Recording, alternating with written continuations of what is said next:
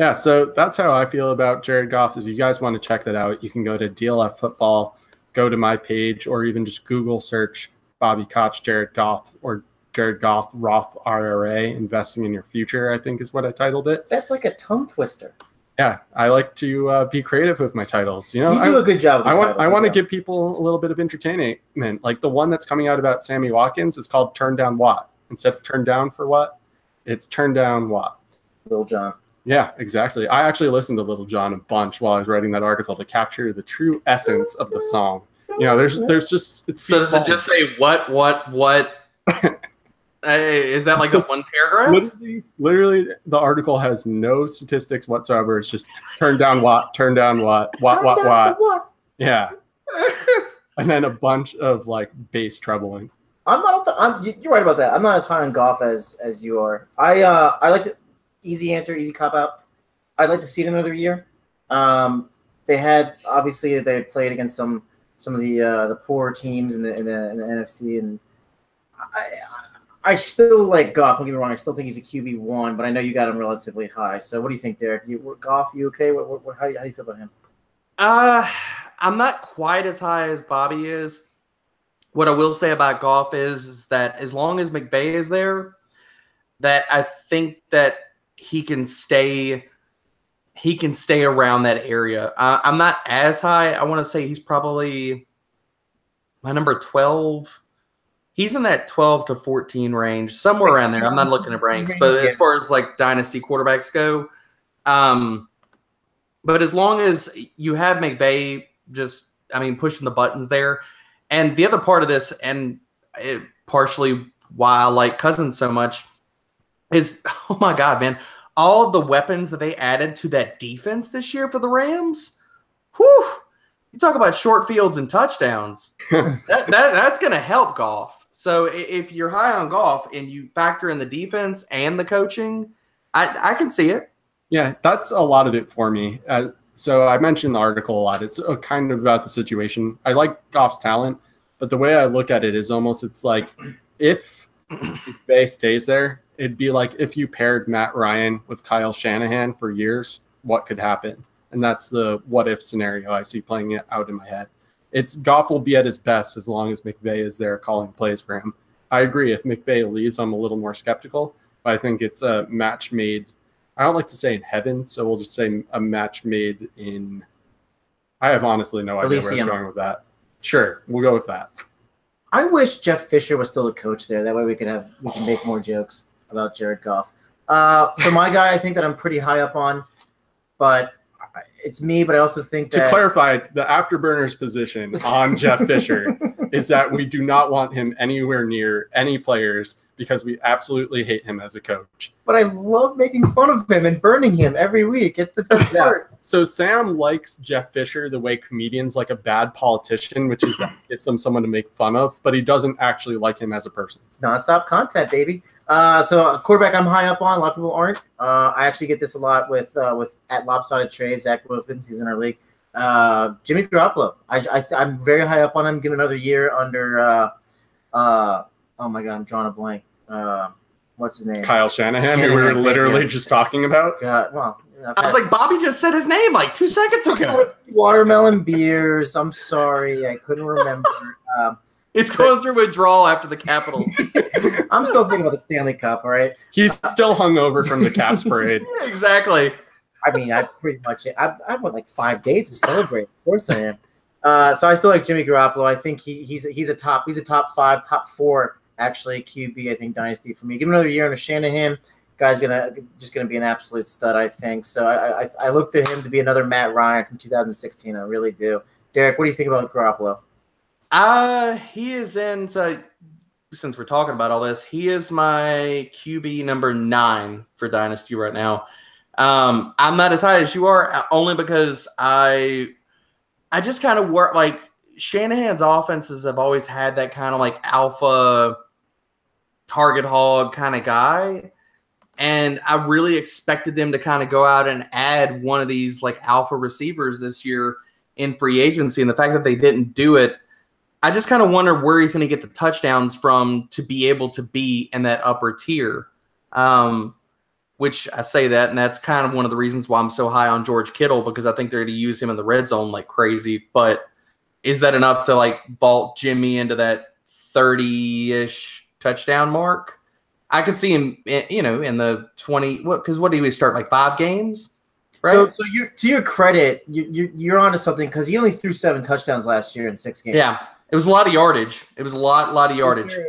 And I know this is the point that Zach at Lopsided Trades always makes. Who was he throwing to last year? Pierre Garçon was there. Marquise Goodwin was his. And don't get me wrong, I like Marquise Goodwin, but that was his best receiver. So the fact they only threw 7 touchdowns with terrible weapons isn't that surprising. But how much has that changed this year? I mean, they brought in like Dante Pettis and Garçon's back there and running around with a bad neck. The weapons have not changed that much, so it's kind of actually making the case against Jimmy more. There's a difference, though, between being brought in mid-season via trade start and having a whole offseason to practice in the offense. Now, to Sam's love, that is what is impressive as hell. Because as well as Jimmy played last year, I didn't think they were actually going to start him. And if they did start him, I was worried how fast he was going to. To that credit, how complicated does the Patriots offense have to be? If you walk into the 49ers and a Shanahan offense, which everybody, I mean, the myth and the rumor, well, not so much the myth, but the narrative that's always shot out there is wait till the second year. And this dude just like rolled up in there and was just like, I got that. Just put me under center. Boop, boop, boop, boop, boop. And he's just like operating the offense like it was nothing. So maybe I'm a little bit too low on him. I don't know. I mean, he was basically, his time was spent between studying Shanahan's playbook and banging Instagram models. I mean, when your name is Jimmy GQ, what else are you supposed to do with your time? I'm kind of with you. Good question. Both, which is weird, where on the one hand, I understand why people are high on him. On the other hand, I understand why people are skeptical. And I'm almost never in a middle ground of players. I almost always go, no, I'm really high on this player, or I don't like this player. I'm very rarely in the middle. Jimmy is one of those guys that I'm in the middle of. And I think I tend towards more the people who are higher on him. And it's part of, 1, being part of that Kyle Shanahan offense. 2, he showed how quickly he could adapt. 3, I think their offensive weapons are a bit better than people are going to give them credit for, and they'll only continue to get better. And 4, this isn't my dynasty rankings, but as I've mentioned multiple times, in QB handsomeness rankings, Jimmy GQ is number 1. He did not show up to my wedding, and that was a good thing. Cam Newton's number 1. So Ryan McDowell, who's the commissioner over at Dynasty DL football, right? Dynasty Football. Maybe you could call him commissioner. I'd just say like he's in the league, and he's the commissioner of that league, right? Not anymore, actually. So what Ryan is the head of the team. I don't even know if that's the correct term. Ryan is one of the main guys at DLF. That you can definitely say. Let's just keep it right there. He collects ADP for DLF, and what Sam's about to say is that he published or posted on Twitter a top 12 quarterback list from June DLF ADP. Right, so he has Jimmy Garoppolo at 5.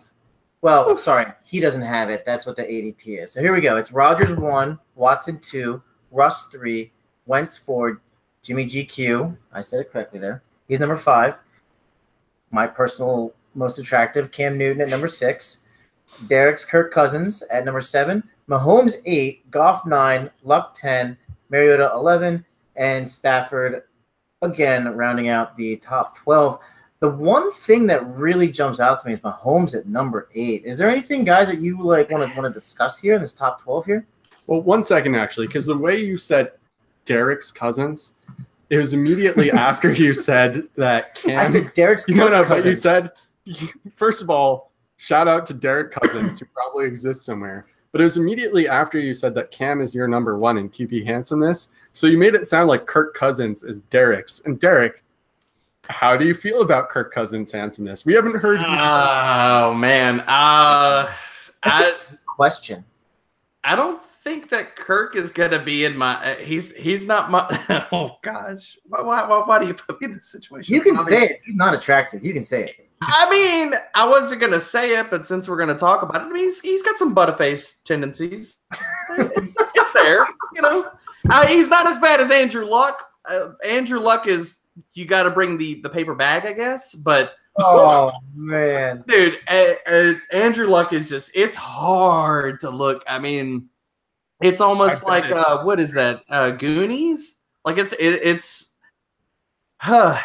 like Chunk back there just tossing the ball, but who's number one then? Is it Jimmy GQ or is it someone else?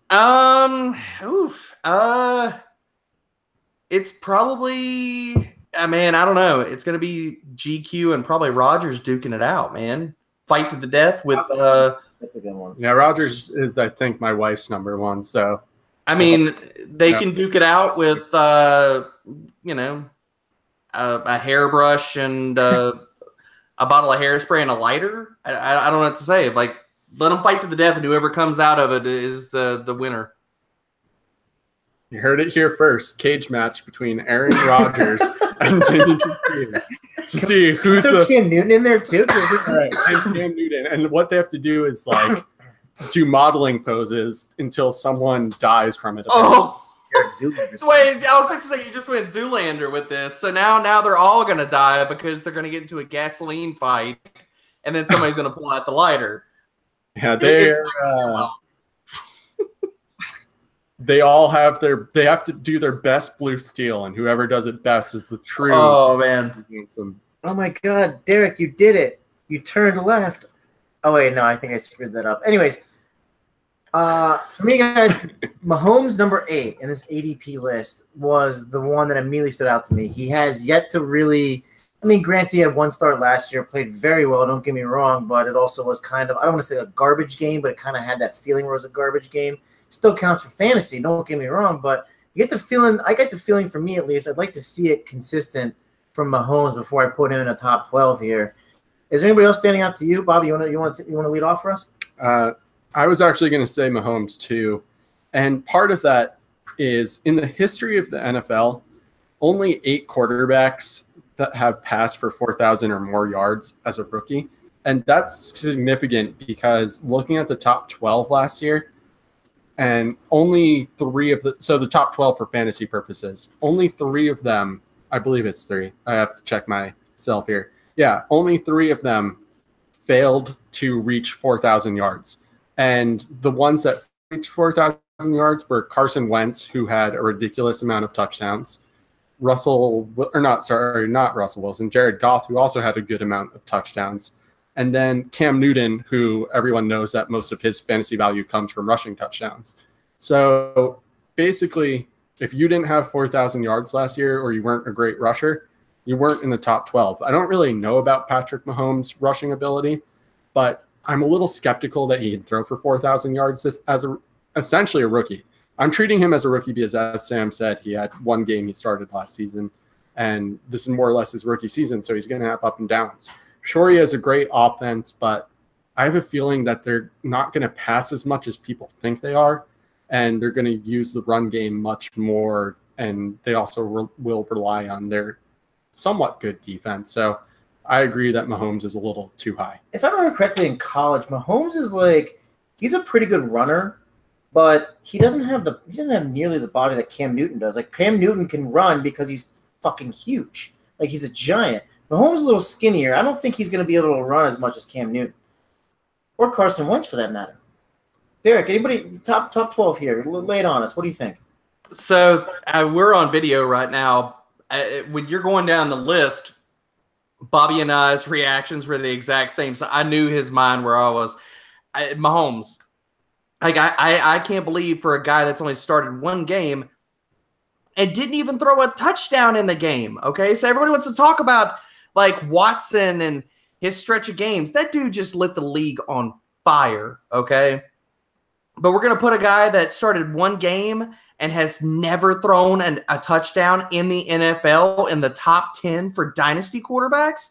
That's insane to me. Do you think it's a combination of like? Do you think it's more that this is like, hey, this is like the team is trusting him, he's a good quarterback, or is this like, oh, KC has some great weapons, including, sorry to tell this, Bobby, Sammy Watkins? Like, what do you guys think? Is it just like, maybe it's a combination of the two? I think people are projecting, which is part of dynasty, but at the same time, so don't get me wrong, I understand the argument for Mahomes as a good young quarterback who might be eventually a top 10 option in Dynasty, and so you might want to get in on the ground floor.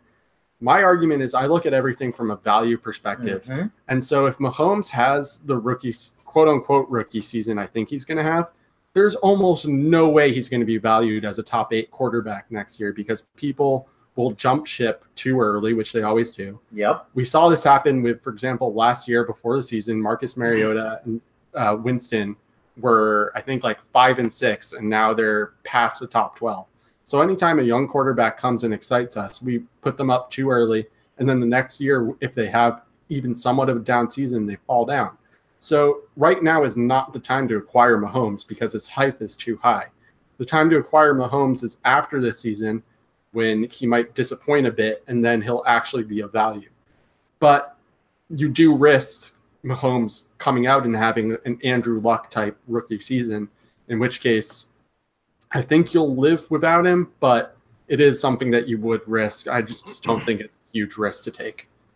So those rankings, I would flip Stafford and Mahomes there. If you're going to actually, I would push Mahomes down further than that. But yeah, I'm with you. I don't get it, man. But I look at, and I feel like the Dynasty community as a whole is slowly kind of coming around to this, that you don't have any, as I'll do air quotes here, youthers and people that are like, he's 22, so he's got 15 years of productivity and he's going to be amazing for the next 15 years. Like with Mike Evans being the #1 wide receiver in Dynasty last year in a lot of different places. And it's like, dude, just because he's 22, he's 23, you can't say that crap. He could blow out a knee next year and never be the same damn player. So you've got to go, like, I'm more inclined to my 2 favorite Dynasty quarterbacks are Cousins and Stafford because they're 30, they're young in quarterback years, and there's projectability there. And they're a value. For Mahomes, and you're talking about the volume aspect, Bobby, and to go back with this with Andy Reid, the first few years that Andy Reid last had that rookie quarterback with Donovan McNabb, his rank in passing attempts in the league, which everybody knows Reid likes to throw the ball, or at least that's the narrative. So McNabb's first 5 years in the league, they ranked 30th, 7th, 18th, 18th, and 25th in passing attempts. So I can absolutely believe that. So if I have Mahomes, which I actually do have him on a few different teams, I'm trying to sell him because it's not only the volume, it's the value that he presents right now as a top 10 Dynasty quarterback, but he plays in that division. Who else is in that division? What kind of defenses is he going to see this year? He's going to see the Chargers, which are nasty as hell. The Broncos, nasty on paper. The Broncos just added more talent to the defensive side of the ball. Who else? Why am I blanking on the last team that's there? Raiders. Okay, the Raiders are garbage, but the Raiders. You blinked on the Raiders are Raiders. You could pass on the Raiders, but I worry. This is a time that, like Bobby was saying, you take Mahomes, you sell him, and you buy him next year. Yeah, I mean, look, people they want to go with the hot thing, right? You see this a lot in fantasy baseball as opposed to like football. In football, or like you said, to your credit, Derek, you're starting to see a lot more people kind of come further towards like, oh, it's not just the hot topic, but you guys hit the nail on the head. It's all about people draft these guys based on, he's got 10 years, he's 22, there's a chance he sucks. I mean, like, it's not just about injury. There's a chance he sucks too. Quarterback's a tough position. Like, I don't care if you're an NFL quarterback. Like, there's clearly 32 starters. They don't all start like for 32, like for 15 years in a row. So there's no saying what you say. I'll take Stafford, who's been doing it for years. I'll take, I still like Andrew Luck, even though he's been injured and he's finally starting to play football again. I'll take Cousins. I'll take Newton. I'll take Wentz. I'll take Russell Wilson. Like, these are the type of guys where you're like, okay, like it doesn't make sense for me to take a flyer on Mahomes when I know I can have Matthew Stafford and take his 310 points or whatever it is that he scores year in and year out. Age is a factor, but I think people forget that it's not the only factor. And also, I hate to say this, but I feel like when I was newer to Dynasty, I placed much more value on youth and thinking this guy will be on my roster for 10 years. I was having a conversation with my friend Zach about this recently, where I said, if you think that way, it's just, I think, generally wrong, at least from my experience having played Dynasty for a few years. And the reason why it's wrong is there's a few things that could happen. One, we don't know, as Derek said, what will happen from season to season. So trying to project a few seasons out is an exercise in futility. Two, your league could fold. I've been in leagues that have folded. So thinking that you'll be in that league for 10 years, that may not happen. And finally, if you're in a dynasty league, chances are that you're a fantasy football addict like we all are, and you like trading. So the idea that someone will even be on your roster for 10 seasons and not get traded at some point is a little silly to me. And I think the longer you play dynasty and the shift you're talking about is just, it's become a more popular format over time, and more people have been playing it for a while. So they've realized, oh man, I've been giving up on all of these actual points that are in front of me where I could be winning to build. And the harshest lesson that I had in that was I kept chasing guys like Dorial Green Beckham because I was like, oh man, Dorial Green Beckham, he can be my wide receiver 1 for the next 10 years. He'll be the next Odell Beckham. They even basically have the same name. So clearly they're the same guy. And Justin Hunter says hi. Yeah, I'm not trying to knock anyone because I do think youth is important. And if you have your quarterback position set for years, it allows you to focus on other positions. But you want to have a balance. You don't want to just go all youth heavy or all old guy heavy. You want to have your old guys balance out your youth while they get some experience in the league.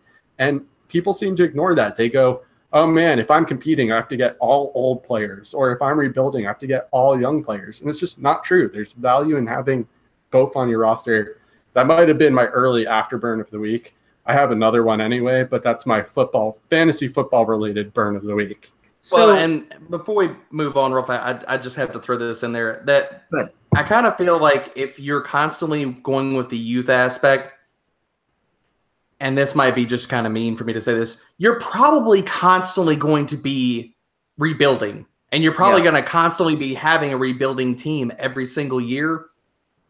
Just the idea of that projectability, if as fantasy players, we run these teams like NFL GMs, or at least that's what we pretend to do, okay? In that idea, how much projectability and how many times, not only in fantasy, but in real life, do teams get it wrong? Yep. So people that have just as much, if not a million times more skill than I ever will with projecting players, and they get it wrong so damn much. Oh, but I'm so much better at it. Right. Come on, man. Anyway. If you go youth heavy, you definitely, and there's a great article on this on, I believe, why am I blanking? But Shake Up Rick Road wrote a great article. I believe it was on RotoViz. I think it's RotoViz, yeah. Rookie hit rates.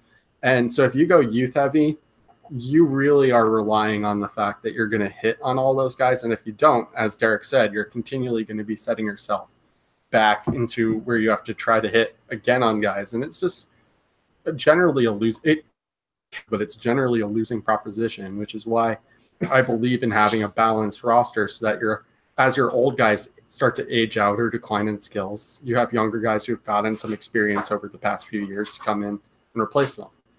Well, it's almost kind of like if you're playing constantly to have nothing but youth and have to play for the upside and what could happen, you're basically playing fantasy football and dynasty just to have those, aha, I told you so moments. Right. And not to win. It's not to win. It's just to be like, that one player out of the 50 I've had on my team for the last year, I got him right. So, even though I went 1-13 and I've never made the damn playoffs and I suck and I just basically give everybody my damn money every year.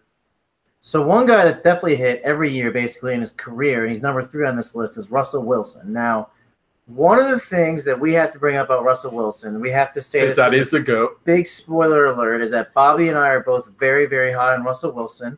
He's my number 1. Bobby, I believe he's your number 1. I'm the one who convinced you that he should be your number 1. I try to take credit there, obviously. But we had this conversation come up on Twitter earlier today where Nate Hamilton, who's at DominateFF. By the other day, Sam means earlier tonight. For the listeners, it's the other day. For us, it's earlier tonight. How people, so we asking about what people want, asking people any questions they have. And Nate says, like, well, here's a question, like how people should expect significant regression from Russell Wilson in 2018. Bob, I'm gonna let you take it because you basically did all the research, did everything. I'm just gonna say yes, sir, yes, sir, yes, sir. But convince us why not, and then we're gonna take Derek. We're gonna go with Derek's take after that. Yeah, so check out that thread. Had really good back and forth, I thought, with Nate and Derek on that subject, and pretty much gave away all my talking points in a Twitter thread. So if you can't understand what I'm saying here and want to digest it a little bit better, check out the Twitter thread, and maybe we'll post that from the Afterburners account. But I don't necessarily disagree with Nate that Russell Wilson's going to have some regression. The thing I disagree with is significant regression because, to Nate's point, Schottenheimer is not a good offensive coordinator as far as I'm aware. The Seahawks do not have a great O-line again. They just invested a high-round pick in Rashad Penny, so it suggests they want to get back to the run. Their defense is shot, and there are a bunch of reasons to not believe in Russell Wilson.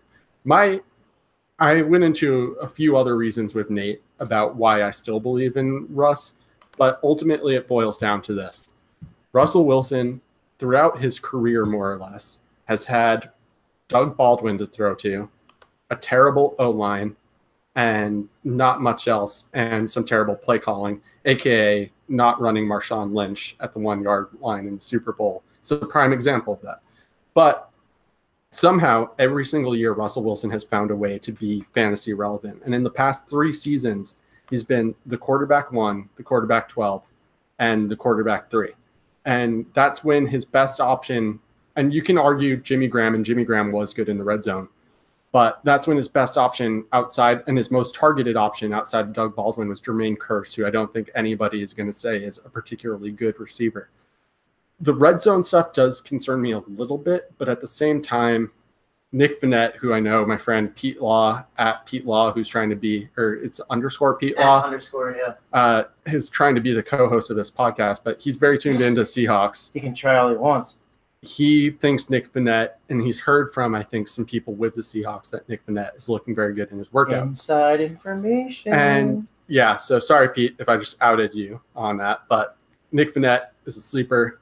And I also think Amara Darboh, who came out last season, is someone who has a prototypical size to be a good red zone threat. Finally, the defense is so bad now that I just can't see a scenario where they don't ask Russell Wilson to throw a lot. And the increase in volume matters. I also think that he's going to have rushing touchdowns as he always does. I don't know. It could just be my bias here, but I have a hard time seeing Russell Wilson finish any lower than a QB1. And I'm glad to pay whatever price he costs in Superflex or 2 quarterback leagues, because I think he's going to continue to put up QB1 and generally high-end QB1 numbers for at least the next few seasons. QB1 or your money back from Bobby Koch. Okay. Yeah, no one asked me for money. I don't have any for Nope, it's a staple. I don't have any money either. I got 3 kids. No money. Don't ask me for money. So, it all comes down to how you define significant. And so, where would you put him at, Bobby? I mean, is he top 5 for you still? So probably, yeah. I would say I'd be surprised if he doesn't finish in the top 5. I mean, because for me, he's more in that 7, 8-ish range. Only because it's a lot, man. You talked about Russell Wilson has done it in spite of circumstances around him, but I almost kind of feel like the Seahawks just keep stacking the damn deck against him. It's just like, all right, well, you did it in spite of this. Well, here's some other shit to deal with. Here you go. I think they're playing a game like, let's see how bad we can make things for Russ before he stops playing well. I mean, tell me this. Okay, for a team that, and I had a second here, for a team that their offensive line and I don't always go with grades, but it's one of the best ways that you can, all we can do is look at ranks and stuff like that for offensive line play, because I'm not an offensive line guru guy. I don't know shit. I just can look at numbers. On Pro Football Focus, none of these offensive linemen on their depth chart ranked any better than 17th. So their best offensive lineman was their center, who was 11th in pass blocking. The rest of them, and I'll just run down the line: 26th, 74th, 76th, and 40th in pass blocking. And it's not any better with run blocking. They were 22nd, 60th, 16th, 17th, and 79. So the run blocking's a little bit better, okay? And again, same website, they were 30th in pass blocking efficiency. There were only 2 teams worse than them, and for a team that had that bad of a line going into the offseason, they didn't address the line until the 5th round? That's crazy. Like, I don't understand it. So, okay, you have a really just a shit-tastic offensive line, and you don't address it at all in the draft, basically, but you take a running back in the first round that who's a terrible pass blocker. He can't pass block for crap. He's terrible at it. He's terrible. Even if you're not a film grinder, Pro Football Focus, out of the 64 running backs they ranked in pass blocking efficiency, do you know where Rashad Penny landed, Bobby? Somewhere like dead last. 62nd. 62nd out of 64. So if Russell Wilson's in the backfield with Rashad Penny and the rusher comes around the edge and he's like, I'm going to take his head off, Rashad Penny's going to do what? Ole. Like, it's terrible, man. So he doesn't have an offensive line. They let go of Graham, which I know you're a Jimmy Graham guy, okay? And I love Nick Vannett, okay? He's one of my sleepers coming into the season. But to say that the transition from Vannett to Jimmy Graham is going to be seamless, I don't think it's going to be seamless. I think it's... And that's also given that the Seahawks were using Graham wrong and asking him to be a pass blocker rather than... No, that's fair. That's fair. I mean, when you draft and you have players on the team that nobody can basically pass block, Jimmy Graham just kind of fits right in. Why didn't they just keep him? I mean, seriously. So you lose Graham, you lose Richardson, so you're going to replace it with Vannett, Tyler Lockett if he's healthier and more explosive, which I do like Lockett this year. I mean, at his upside, he maybe can have 2 years ago John Brown type of season or something explosive of that nature. And that the ghost of Brandon Marshall, the thing with it for me is I can't rank Russell Wilson that high because I honestly, yes, he was QB1 last year, but the deck is stacked so much against him. And we talked about volume and stuff. Man, that offensive coordinator for talking about volume has come out and said the way we're going to do it is run when they think we're going to run. Okay, well, when are you going to pass? Didn't realize Jeff Fisher Jr. But also, wouldn't you expect an offensive coordinator to not tell the full truth about what their game plan is? I mean, maybe they're just – I'm not going to assume that they're not as smart as I am. And if I'm an offensive coordinator, I'm not going to go, hey, Derek, I'm playing you this week. But here's everything I'm going to run this week. I don't know. Like it seems to me like every year, like Russell Wilson gets like shitted on before the season, and every year he comes out and crushes it. Yeah, I think that's like. So Derek, I already have a ton of bets, avatar bets, as you probably know. Mm-hmm. I will bet you that in a minimum of 10 games played, which is my favorite number to use. I hope you're going to name the player that I hope you're going to do. Come on, do it, Bobby. Russell Wilson will finish as a quarterback 6 in points per game or better. And this season, and the loser, just to shout out back to our first open bar appearance together, has to have a My Little Pony avatar for a month. I'm going to up this because, I'm going to put my money where my mouth is, okay? I'll say this. Kirk Cousins will finish above Russell Wilson this season. How about that? I'm going to put my money where my mouth is. If Kirk Cousins finishes above Russell Wilson. Just to clarify, are we talking points per game or are we just talking fantasy? No, points per game. I'm all about points per game because that's the true definition of ranking and not season-long ranks. Points per game, Kirk Cousins versus Russell Wilson. Kirk Cousins over Russell Wilson. Yep. And whoever loses has to rock a pony avatar. Yeah, I'll take it. Derek Brown, I'm down with it. Cousins. Bobby Koch has Russell Wilson for the My Little Pony avatar. It's going to be interesting to watch out. I also, by the way, have a My Little Pony avatar bet about Evan Ingram. So I feel like somehow I'm probably going to end up with a My Little Pony avatar at some point. I've got to pull up something because actually I spoke to one of our mutual friends earlier on Twitter, and he was asking me a few things, and you got brought up in the conversation, Bobby. Oh, yeah? You've met or at least talked to Tim Turner before, right? Yeah, absolutely. Yeah, my exact quote to Bobby was, not to Bobby, to Tim was, because he was asking me about, what's going on tonight. And I said, let me see here. Where's it at? Because this is too good. By the way, while you're looking that up, quick shout out to my man, Jake at NFL Draft Talker. Because if I end up with a My Little Pony avatar, you know that Jake will be the one making it. He is my fantasy barber. I don't go to anyone else for my fantasy graphics, just like I wouldn't go to anyone besides my barber for my haircut. Okay, so Tim, shout out to Tim Turner on Twitter. He said, yeah, he was on the podcast last week. Yeah, he was. I figured you'd spoken before. He said, you got to give Bobby shit for me for being on the podcast. And I said, anytime anyone gives Bobby shit, a brony earns his tail. A brony? Oh, pony.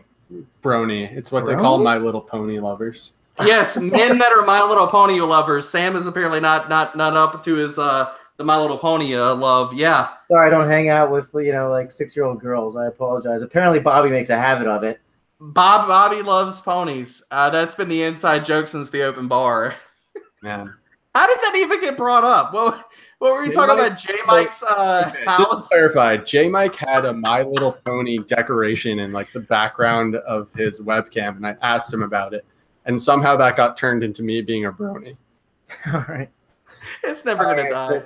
I like these brony comments. We are running out of time though, guys. This is a really good show. Thanks so much for joining us, Derek. But as I'm sure you're aware, you do have to join us for this last segment where we do our afterburns of the week. So hopefully you have one. If you don't, we'll give you some time to think of one. Bobby, you want to lead us off or should I? It's up to you. You didn't get a chance to do one last week, so maybe you should start. All right. So for those of you listening at the beginning, here's the time to listen in. I'm going to burn my asshole for basically being so destroyed last week. So I came back from the Capitals game, went to the Capitals parade, came back. I was so drunk that Tuesday, had no idea that I was in pain. Came back on the train. Something wasn't right when I was sitting down. I figured because I hadn't had any sleep in 4 or 5 days, nonstop bender like I was Alexander Ovechkin or TJ Oshie. But I couldn't do the show last week, and I believe my exact text message to Bobby was, I can't stop bleeding out of my asshole. I can't do the pod tonight. I can't stop bleeding out of my asshole. Yeah, so for those of you that are wondering, I had a ruptured hemorrhoid, and that's why I couldn't make it the long trek over here from Brooklyn to Manhattan. That's where I was, and hence the clap comment by Derek at the beginning of the episode. Thank you for that. So, Dan Wiedemeyer's asshole, you are the afterburn of the week. And coincidentally enough, I did afterburn the shit out of my toilet.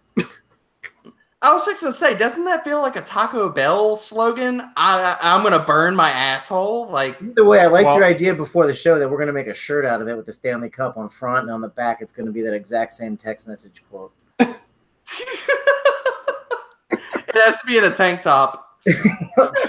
Of course, or maybe it's like a regular T-shirt but it's sleeveless. Yeah. What was it? Stick arms, right? Yeah. Yeah, you'll be just as likely to wear that as I will to wear shorts. So fair enough. I don't know if I can really follow that up, but last week I promised people I would give one of what has now become known as my food takes. And I have another one that seemed to stir up a lot of conversation on Twitter. This one especially got Sam Lane infuriated. I believe his Twitter handle is FFStompy83, maybe. We'll have to look that up. But I have the take that baked goods and nuts do not belong together whatsoever, because you're having something very sweet, and sometimes sweet and salty works, but Like it's nuts in also a cookie? yeah, no nuts in a cookie. Like you don't want something salty and crunchy in your sweet baked good. It's just not tasty.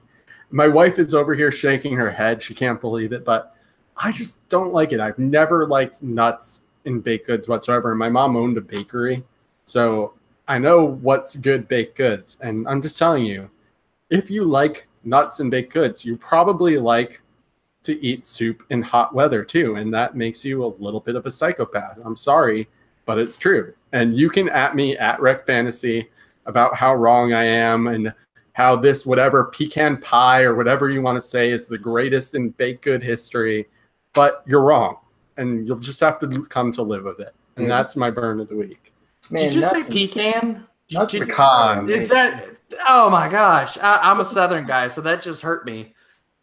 I hear you, man. I went to school in the South, and it was always pecan.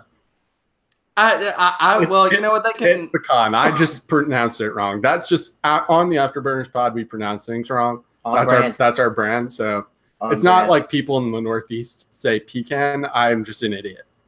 People can at me as well for your your nut take. As I'll put it. I don't like to eat nuts. Maybe other people horrible. like to eat nuts. Bobby. Why ruin a perfectly amazing cookie with white chocolate in it with some damn macadamia nuts? Like, Give me that's that a macadamia nut travesty. cookie. I'm with you, Derek. Give me that shit. I'll eat the shit out of it. It's horrible. I'll pick that out and just pluck them at you. Like, ugh. Seriously? Did I It's just- terrible. Yeah, you misheard him. What Sam's saying is he likes to eat some salty nuts. So salty nuts. Surprisingly, when my asshole hurt so much last week, that I like nuts too. Who would have thought? Salty nuts and burning assholes. This is. I can't follow either one of these takes, man. This is terrible. You guys don't like nuts in your dessert, man? You guys are jabronis. Well, or we're bronies. You know. Yeah. Derek, what do you got for us this week? Oh my god! And this might just be because I'm absolutely burning over the fact that, dude, I am so absolutely sick of calling institutions, whether it's a bank, a cell phone company, or whatever. Can we please absolutely just burn the entire institution down of automated menus? Oh my god, I hate that shit. I hate being on the phone for 30 minutes going, please press 2. If you would like Spanish, el español, please press 4. And then you lose reception, and it goes all the way to like 55. And then it's like, please repress these options and hear this again, please press 3. And you're like, shit! Like, and for anybody that doesn't know the cheat code, most of them, you just get there and you just keep pressing 0. But then some of them, that's another cheat code. Some of them have caught on to that. So you keep pressing 0 and it says, can you please repeat that? Can you please repeat that? I'm on the phone for 30 damn minutes waiting to talk to a human being, not a freaking Terminator voice. I hate that shit. It drives me nuts. Oh, yeah. Macadamia nuts. It drives me macadamia nuts. But not baked good nuts. Yeah, but not enough to eat baked good nuts. No, not that much nuts. No nuts and no burning assholes. Never on my automated menus. All right, I think we'd agree with that take, that is definitely terrible with the automated menus. Guys, this is a lot of fun. We are out of time, so we're going to have to call it a day. Lead us back home, Derek. Tell us where people can find you before we sign out, and then we got to call it a night. All right. Like I was saying, I am on Twitter way too damn much. Debro_FFB. You can check out my work. If you listen to the Afterburners podcast and you like how absolutely insane I am, you can check us out at FFB_247. We got Dynasty and Redraft. And right for there, Number Fire and at Roto Underworld. So, like I said, I'm on Twitter. Hit me up with your questions, or just if you want to talk shit about Bobby and his bad food takes, I'm down.